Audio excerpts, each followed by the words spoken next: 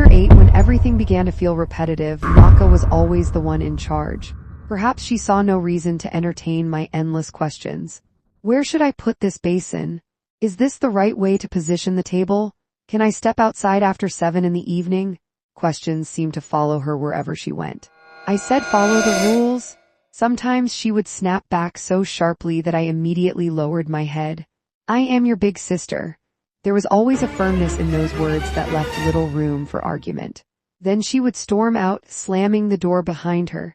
Little by little, everything was beginning to feel more like city life than the life I had once imagined back in the village.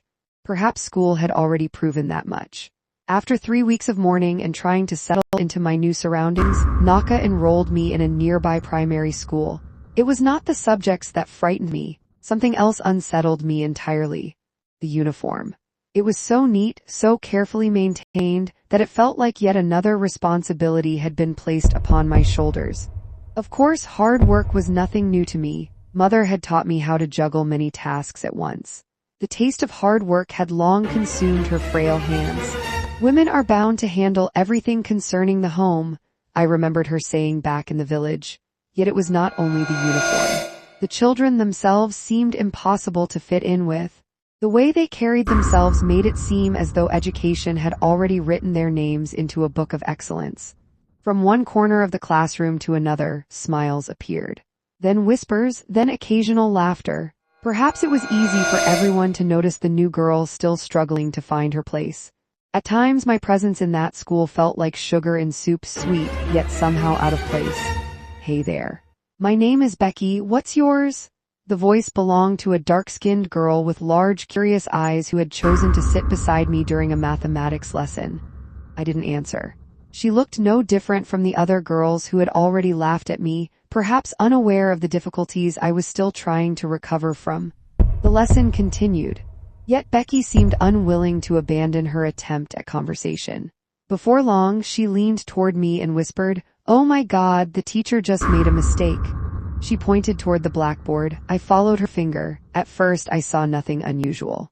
Perhaps my mind had not fully returned to the classroom. "Come on," Becky whispered. She added it wrongly. 32 plus 13 equals 45, but she wrote 47. This time I looked more carefully. Moments later, a boy seated in the front row raised his hand and pointed out the mistake. The teacher corrected it immediately. Becky smiled. And somehow, so did I in that moment. I knew she was worth being friends with. "My name is Namaga Martha," I said, extending my hand. Later that evening, we left school together. The first week had already given us enough experiences to talk about. As it turned out, Becky had also recently joined the school.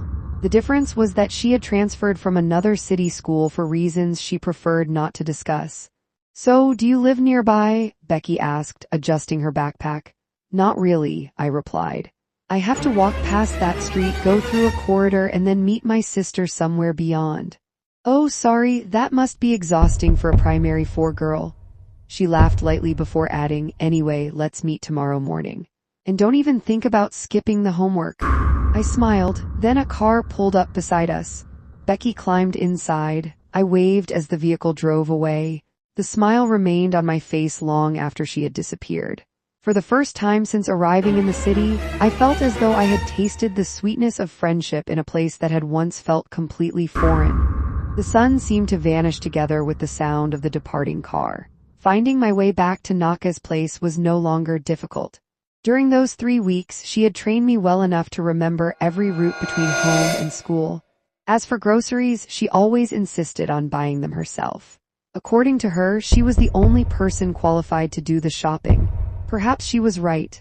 After all, even father had often accused me of having careless hands. "You're a little late today," Naka's voice greeted me the moment I arrived. "It's already 20 minutes past 6. Did you stop somewhere?" I looked into her eyes but said nothing. "Are you dumb?" she asked again. "I didn't stop anywhere," I replied calmly. She studied me closely. For a moment it seemed as though she was searching for a hidden story behind my answer. Apparently, she found none. As usual, she dismissed the matter. Then she ordered me inside and reminded me to bring my shoes with me. By then, it had become part of our daily routine. Yet one thing continued to trouble me. Naka was not the woman mother and father had always described. From the first day I arrived, I had never seen a man visit the apartment. And yet both mother and father had insisted that she was married. Then there was her unusual habit of buying cooked food, especially in the evenings. At my young age, despite understanding very little about marriage, I still believed that cooking was part of every woman's discipline. Mother certainly believed so, but Naka rarely cooked, and there was something else. Every morning she left early. Every evening she returned around 6 o'clock, often only minutes before I arrived home myself. Some nights were even stranger. She would leave at around 8 in the evening, then return at 6 the following morning. I often lay awake wondering about it. What kind of job kept her so busy that she sometimes worked through the entire night?